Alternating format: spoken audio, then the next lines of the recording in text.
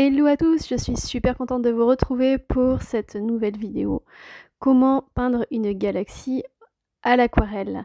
Donc je vais vous expliquer rapidement mon procédé. Donc déjà je mouille complètement la feuille, je l'imbibe beaucoup d'eau en fait, et en première couche ensuite je vais rajouter les couleurs que je souhaite avoir dans mon ciel de galaxie. Là en l'occurrence j'ai choisi 3 couleurs, du bleu, du violet et du rose fuchsia. Donc je fais une première couche. Donc au séchage, vous allez voir que c'est beaucoup plus clair que quand c'est humide. Donc c'est reparti ensuite pour une deuxième couche. Et je vais faire comme ça, 3 couches au total, afin d'avoir une couvrance assez importante et un contraste assez prononcé, assez sombre, puisque derrière je souhaite faire des flocons de neige, on va dire, plus ou moins, et donc il faut que ça soit un minimum sombre pour que ça puisse réellement bien se voir en résultat final. Voilà, donc là je continue à faire mes différentes couches et j'essaye de travailler en fait certaines zones un petit peu plus contrastées que d'autres afin de donner un petit peu plus de profondeur et puis aussi fondre les couleurs entre elles. Donc j'utilise effectivement entre chaque couche le sèche-cheveux simplement parce que j'ai la flemme d'attendre que la couche sèche à chaque fois. C'est un gain de temps, on va dire.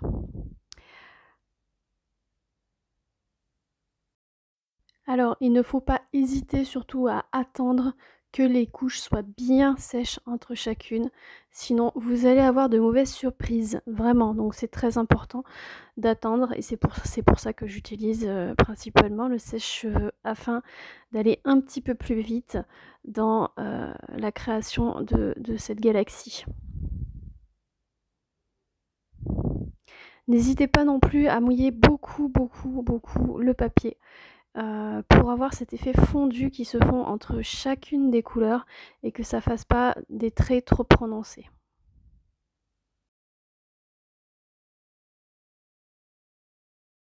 En ce qui concerne le matériel, donc au début j'ai utilisé un spalter tout simplement assez large afin de couvrir la surface plus rapidement.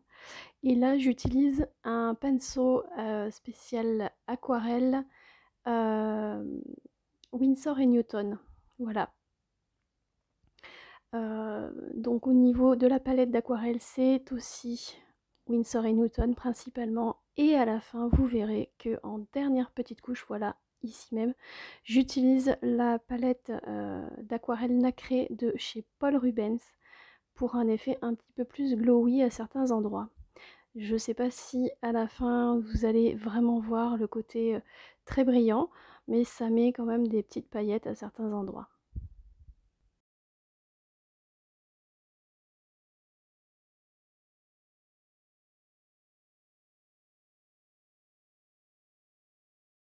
Pour faire cet effet un petit peu éclaboussure de peinture blanche, je vais tout simplement utiliser une brosse à dents. C'est un procédé assez connu. Alors comme vous voyez, eh bien, j'ai fait une erreur au début puisque la peinture a légèrement coulé, mais on peut toujours arranger ça. Donc je vais simplement utiliser un petit chiffon et enlever vraiment les grosses surfaces parce que là c'est vraiment trop gros et c'est vraiment pas intéressant. Mais vous voyez qu'à la fin, en fait, ça va pas forcément avoir trop d'incidence sur le dessin. Donc ce que je vous conseille, c'est de rajouter, alors soit d'utiliser de l'encre blanche, soit d'utiliser comme moi de la peinture acrylique blanche dans lequel vous mélangez un petit peu d'eau.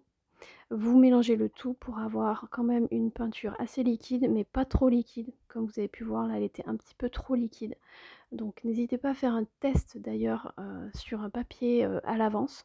Ça vous évitera de faire des bêtises comme moi.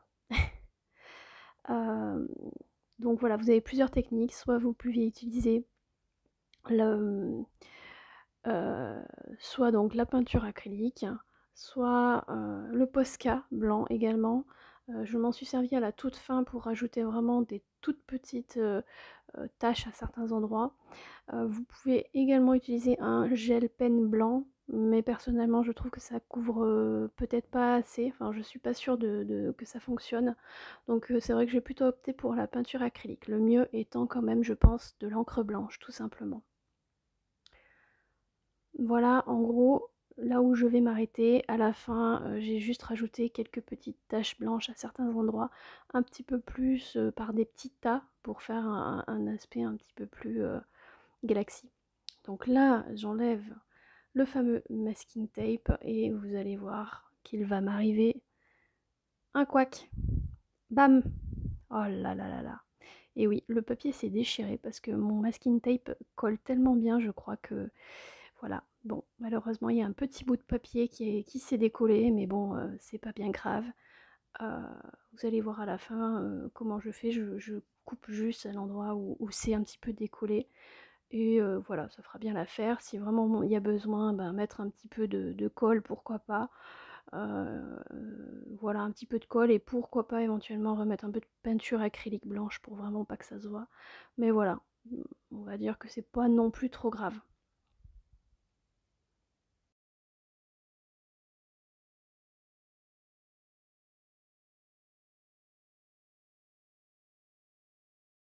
Je vous fais un petit zoom afin que vous puissiez voir le reflet notamment de l'aquarelle nacrée de Paul Rubens.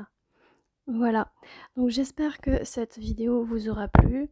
N'hésitez pas à mettre un commentaire si jamais vous avez des questions ou si jamais vous avez toujours pourquoi pas, des avis à donner sur la question. N'hésitez pas, c'est pas forcément ma spécialité, mais je souhaitais quand même partager cela avec vous.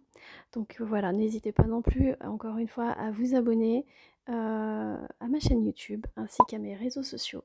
Je suis très active sur ces réseaux. Je vous dis à très vite pour une prochaine vidéo. Ciao!